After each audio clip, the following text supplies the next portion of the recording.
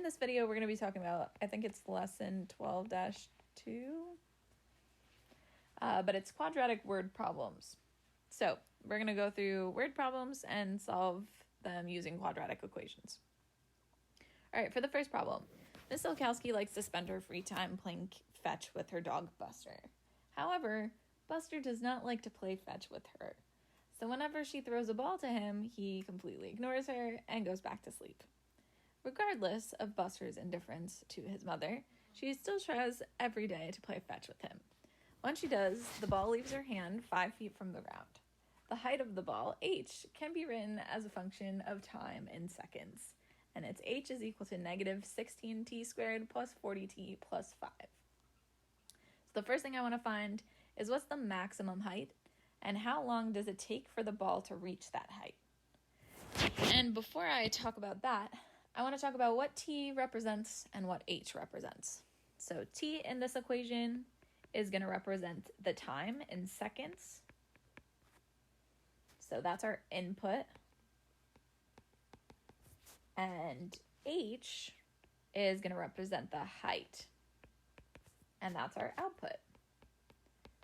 So when we're looking for this maximum height, we're looking for the maximum in this. It's going to be, since this is a quadratic equation, it's going to be a parabola shape that the ball goes in. So I know the maximum height is going to be the vertex. It has to be the vertex, which means my vertex is going to be, the x term is really going to be seconds, and the y term is going to be the height. The way that I'm going to find the vertex, the easiest way to find the vertex is to use that formula x is equal to negative b over 2a. So we usually use it for x because x is our input, but for this problem, t is our input. So because t, our seconds, is our input, we're going to use the formula t is equal to negative b over 2a. So I already said this, but I'm going to say it again. Remember that the vertex is a minimum or a maximum for your parabola. This is actually telling me that I have a maximum here, so I know I'm going to have the shape of the parabola is an upside down parabola, and my vertex is going to be on top. So I'm looking for my vertex, which means I'm looking for, that's why I'm using this formula, so I can find the t value or the input value in my vertex, and that will help me find the h value or the output value in my vertex. I'm going to just rewrite the equation for this quadratic. So I have h is equal to negative 16t squared plus 40t plus 5. And before I use this formula, I'm going to label what's my a and b, because I need a and b for this formula. So a I know is equal to negative 16, because that's the number in front of t squared. And I know that b is equal to 40. That's the number in front of t. And then I'm going to plug those numbers into the formula t is equal to negative b over 2a.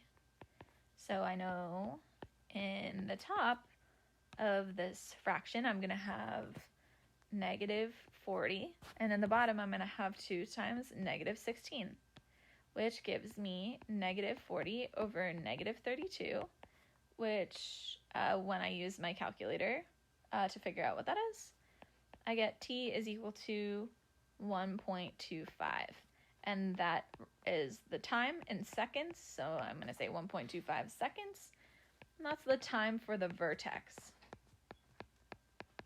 for when I reach that maximum height. So I'm going to highlight this important thing. T is 1.25 seconds. Next, I'm going to use that. I'm going to plug that t. So I'm going to plug t into the quadratic equation.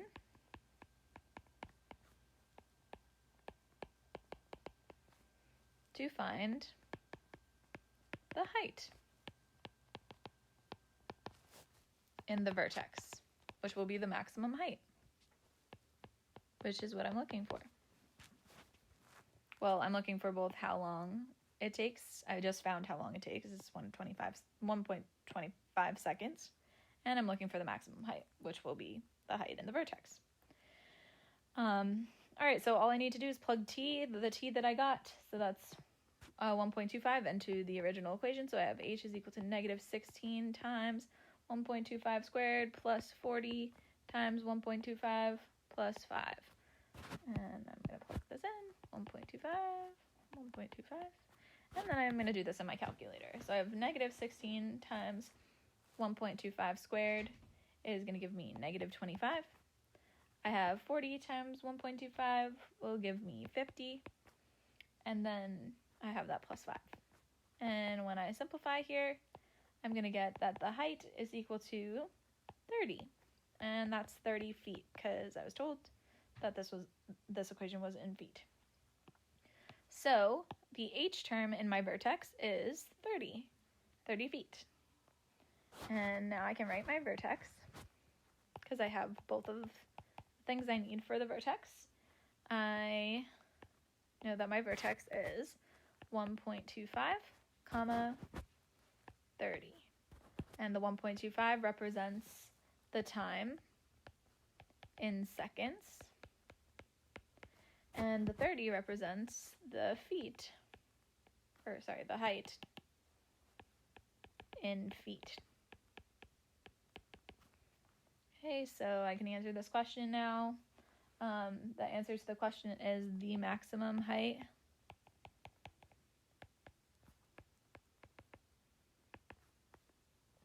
is 30 feet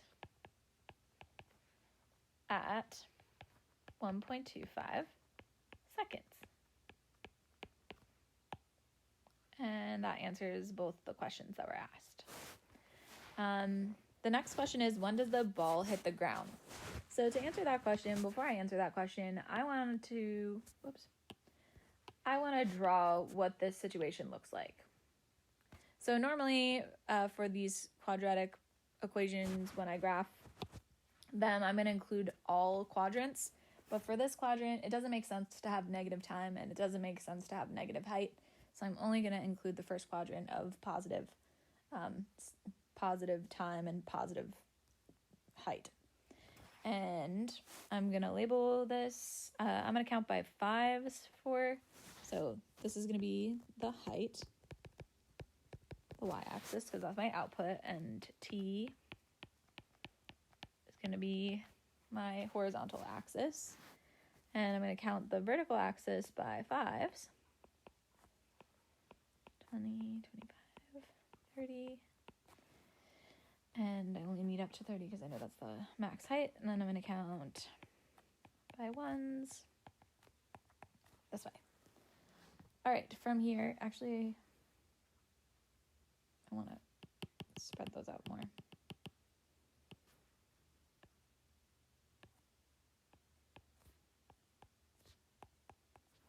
Okay, so I know that the start height was at 0 seconds. The ball was at 5 feet because I was throwing this. This is really bad. I was holding the ball at 5 feet, which is how tall I am. I'm a little bit taller than 5 feet. Okay. Then I know that at 1.25 seconds, I was at 30 feet, and that was my vertex. So 1.25 seconds, I was at 30 feet. And now I want to see where am I going to intersect with the x-axis, because that's when it's going to hit the ground. So to find that, I got to find what's my x-intercepts. Well, in this case, what's my t-intercepts. I know that the ball will hit the ground where h is equal to 0. So the ball will hit the ground where h is equal to 0. So really what I have to do is rewrite the equation. So negative 16t squared plus 40t plus 5 is equal to 0. Since y is equal to 0, I'm just replacing y with 0. Or h with 0, sorry. but my output with 0. And since this thing is not factorable, I'm going to use the quadratic formula. So I'm going to use the quadratic formula to find the roots. So where I'm going to intersect with the t-axis. I'm going to label my a, b, and c because I need a, b, and c for the quadratic formula. I know a is negative 16. I know b is equal to 40. And I know c is equal to 5. And then I'm going to plug those things into my formula. So instead of x is equal to, I know I'm going to have t is equal to, since t is my input, and negative b plus or minus the square root of b squared minus 4 times a times c all over 2 times a. And then I'm going to plug everything in that I have. So to start, I'm going to plug in my b's, which go here and here. My a's go here and here. And then my c goes, my c's 5, and it goes here.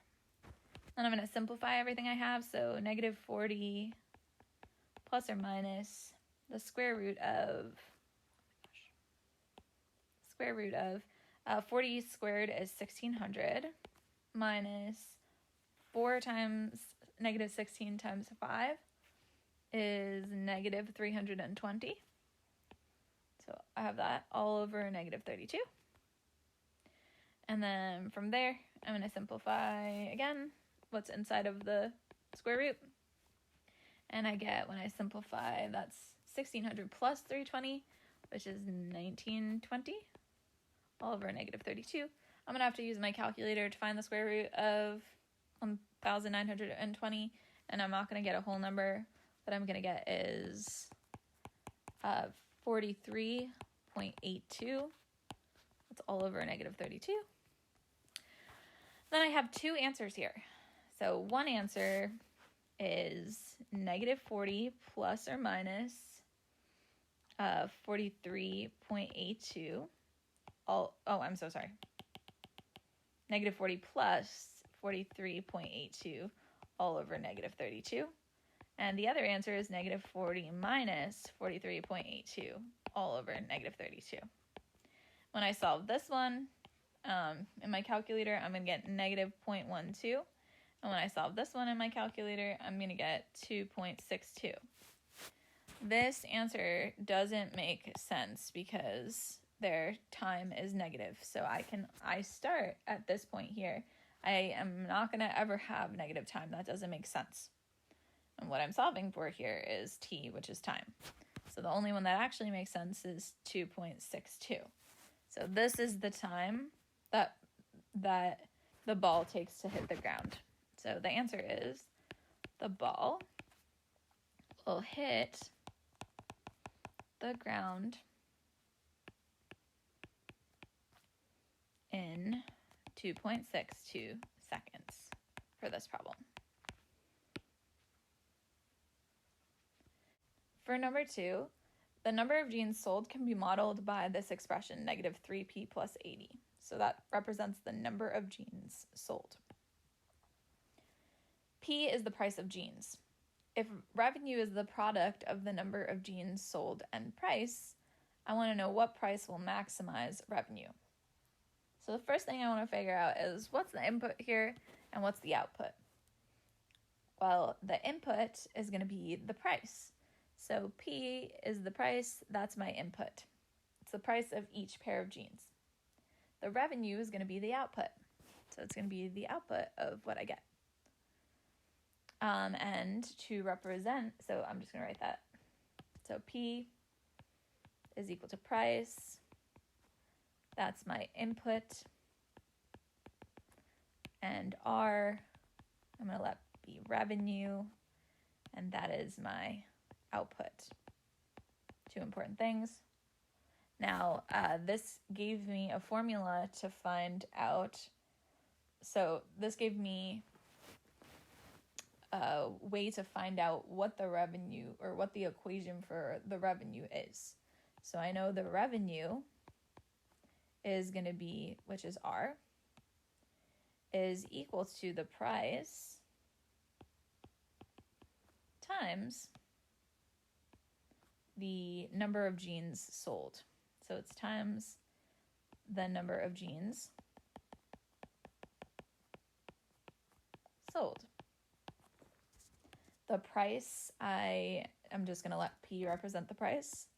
And the number of jeans sold is negative 3P plus 80. From here, I'm going to distribute that P to both things inside the parentheses. And that's going to tell me that I have negative 3P squared plus 80P, and that represents the revenue. So this is the equation that I'm going to use for this problem. And I want to find the maximum revenue, which means, again, I'm going to have a parabola shaped like this, and I'm looking for the y value or the maximum value in that vertex that's at the top. So what I want to do is find the vertex. So I'm going to find the vertex by using that same thing that we did in the previous example. So instead of x is equal to negative b over 2a, I know my input in this case is p. So I'm going to use the formula p is equal to negative b over 2a. And for this, I know a is the number in front of p squared, so that's negative 3. And b is equal to the number in front of p, which is 80. And then I'm just going to plug that into this equation. So I have negative 80 all over 2 times negative 3, which gives me negative 80 over negative 6. And when I simplify, that's going to be, let me get this out of the way. And when I simplify, that's going to tell me that P is equal to $13.33. So $13.33, that is my input, or that's the input value in my vertex. From there, to find the output value in my vertex, I'm going to plug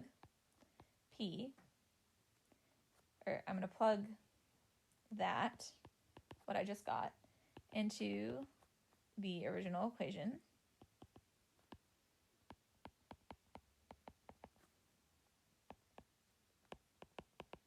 This one here, to find the revenue or the output at that price, if the jeans are priced like that. So I'm going to have R is equal to negative 3, I'm using the equation, R is equal to negative 3P squared plus 80P, and I'm plugging everywhere I see a P, I'm plugging in 13.33. 13.33. I'm going to do this in my calculator, so it's a lot of decimals. I get, when I do this first term, so 13.33 squared times negative 3, I'm going to get negative 533.33. And when I do 80 times 13.33, I'm going to get 1,066.66. And then I'm going to add those together, and I will get a total of $533.33.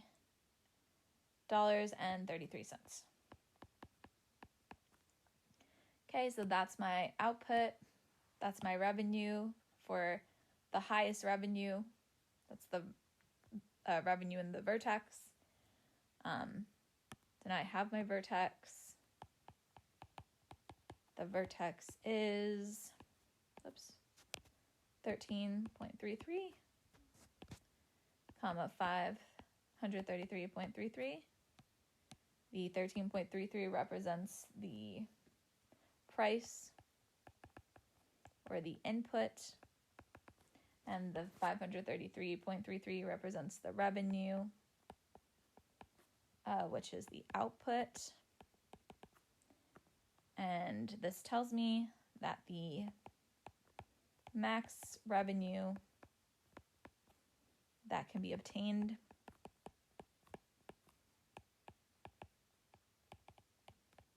is $533.33 at $13.33 per pair of jeans.